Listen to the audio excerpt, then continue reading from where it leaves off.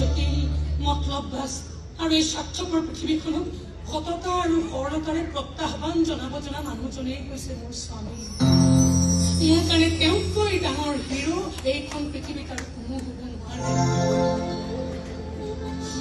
2-3 মাহলৈকে আমি একেলগে বহি এষাৰ কথা পাতিবলৈ আমি সময় নাপাওঁ জানে। অথচ গম পাইছে কাৰ মনে কি কৈছে। একেলগে বহি আমি এসাঁজ ভাত খাবলৈ সময় নাপাওঁ। অথচ গম পাইছে কাৰ কিমান ভোক লাগিছে। ইজনে সিজনৰ আমি কষ্টৰ কথা নকওঁ, কিন্তু গম পাইছে কাৰ কিমান ঘাম সৰিছে, কাৰ কেইডাল ভাৰ ভাগিছে। ইজনে সিজনক আমি দেখুৱাই নাকান্দো, অথচ গম পাইছে জানা কাৰ কিমান কিমান চকুলো সৰিছে। এইফালৰ পৰা চাবলৈ গ'লে দেখোন আমাৰ সংসাৰখন সঁচা অৰ্থত এখন গ্লেমাৰাছ সংসাৰ, য'ত গ্লেমাৰৰ জন্ম হৈছে প্ৰেম, বিশ্বাস আৰু সততাৰ পৰা। বাকী থাকিল তুমি কোৱাৰ দৰে এই ধনী মানুহবোৰৰ কথা।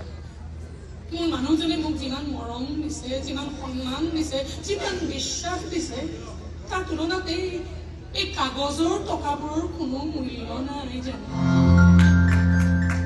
তেনেকুৱাজন স্বামী প্ৰতিগৰাকী তিৰোতাৰ কাৰণেই পৃথিৱীৰে সবাতোতকৈ ধনী মানুহজন।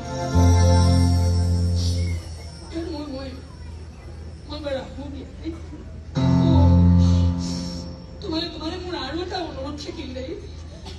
মোৰ ল'ৰাৰ যদি নতুনকৈ তুমি কিবা খবৰ পোৱা, লগে লগে তুমি মোক জনাবলৈ নাপাহৰিবা। মাক হিচাপে চেষ্টা কৰিম যাতে খবৰবোৰ চেনেলৰ ব্ৰেকিং নিউজ